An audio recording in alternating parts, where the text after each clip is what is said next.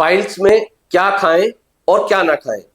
नमस्कार, आज हम चर्चा करेंगे कि पाइल्स रोग में हमें किन सामान्यतः द्रव्यों का या खान पान का सेवन करना चाहिए और किनको अवॉइड करना चाहिए। जैसा कि हम जानते हैं कि पाइल्स, जिसको आयुर्वेद में हम अर्श कहते हैं, यह बीमारी, इसका होने का जो मेन कारण है वो रहता है यदि हम गलत खान पान करते हैं, या हमारा लाइफस्टाइल गंदा है, या हम फिजिकल एक्सरसाइज नहीं करते हैं, या हमारा लिथार्जी लाइफस्टाइल है, हम सारे दिन सोफे पर पड़े रहते हैं, बैठे रहते हैं और हम नॉर्मली कुछ अपने लिए शारीरिक व्यायाम नहीं करते हैं। तो खान पान की चीजों का जहां तक सवाल है, बीमारी के होने का कारण है कब्ज, कॉन्स्टिपेशन, और कॉन्स्टिपेशन होने का कारण है गलत खान पान, मतलब ऐसी चीजें जिनके खाने की वजह से हमें कब्ज हो सकता है। उसमें मुख्यतः रहता है आजकल जो बहुत सारे हमने देखा यंगस्टर्स हैं या बच्चे हैं जो जंक फूड का सेवन करते हैं, chowmein, chilli potato, pizza, burger और भी तरह तरह की चीजें जो मैदा से बनी हुई चीजें होती हैं। या युवावस्था में हमने बहुत सारे लोगों को देखा है जो डेली अल्कोहल का सेवन करते हैं, शराब की अधिक मात्रा का सेवन करते हैं, या जो लोग नॉन वेजिटेरियन फूड को बहुत प्रेफर करते हैं जो हमारे गट के लिए, आंतों के लिए हेल्दी नहीं होता है। इन सारे इस तरह की क्रियाकलापों से, या हम कहें कि जो बहुत तली भुनी चीजें, बहुत मिर्च मसाले वाली चीजें, ऐसी चीजों का सेवन ज्यादा करते हैं, तो ऐसा करने से फाइबर की मात्रा जब कम जाती है तो वो कॉन्स्टिपेशन रहता है उससे, और कॉन्स्टिपेशन कब्ज अगर रहेगी तो लेटर और सूनर वो कब्ज को पैदा करती है, और कब्ज अगर पैदा होगी तो उसमें डेफिनेटली हमें अर्श की या पाइल्स की बीमारी हो सकती है। दूसरा विषय इसके साथ में आता है कि इन चीजों को तो हमने अवॉइड करना, हमने खाना क्या है।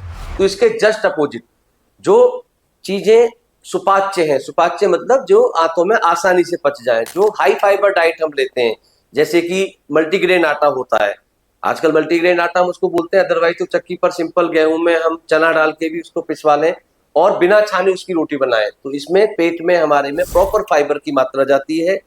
सीजनल फ्रूट्स, जैसे कि सर्दियों में अमरूद आता है, उसका आप सेवन करें, पेट के लिए बहुत अच्छा रहता है। पपीता एक अच्छा मृदु विरेचक हम कहें फल रहता है, तो पपीता पेट के लिए बहुत अच्छा है, गट फ्रेंडली है, उसका हम सेवन कर सकते हैं। सलाद की मात्रा हमें खाने में बढ़ानी चाहिए। सलाद मतलब जैसे खीरा हम खाते हैं, पपीता जैसे मैंने अभी बताया, गाजर हम उसमें खा सकते हैं, मूली हम उसमें खा सकते हैं। तो इस तरह के द्रव्यों का सेवन अधिक हम करेंगे तो उसमें आंतों के लिए हमारे फायदेमंद रहेगा, प्लस कब्ज नहीं होगी। इसके अलावा एक और चीज मैं आपको विशेष तौर पर बताना चाहूँ, जिन लोगों को इन सब खान पान के बाद में भी लगता है कि वो कॉन्स्टिपेटेड फील करते हैं, तो आयुर्वेद में एक शब्द आता है मृदु विरेचक। मृदु विरेचक मतलब जो हमारे इमोशन को सॉफ्ट करे, हमें दस्त नहीं लगाने, हमें स्टूल को सॉफ्ट करना है। तो मृदु विरेचक के रूप में अगर हम बात करें तो दूध उस कैटेगरी में फिट बैठता है।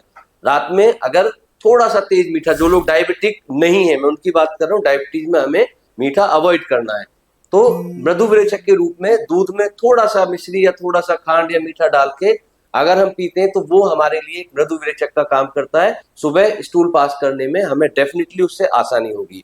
यदि किसी को लगता है कि दूध पीने के बाद में भी कॉन्स्टिपेशन रहती है, तो द्राक्षा यानी मुनक्का, लगभग 7-8 पीस मुनक्का के आप 1 गिलास दूध में डाल के उबाल लें, और उसके बाद में उसके बीज निकाल के मुनक्का खा के ऊपर से आप दूध पी लीजिए।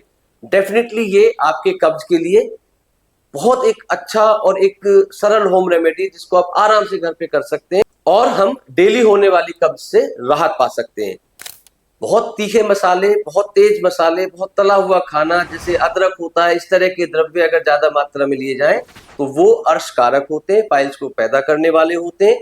सुपाच्य हल्का खाना जिसमें कि फ्लूइड ज्यादा हो, क्योंकि हाइड्रेशन लेवल अगर हमारा ठीक रहेगा शरीर का और आंतों का, तो उससे भी कब्ज नहीं होगी। तो इन सारे आहार विहार या हम खान पान का अगर ध्यान रखेंगे तो डेफिनेटली हम पाइल्स को, या जो उसका कारण है कब्ज, उससे बचे रह सकते हैं। धन्यवाद।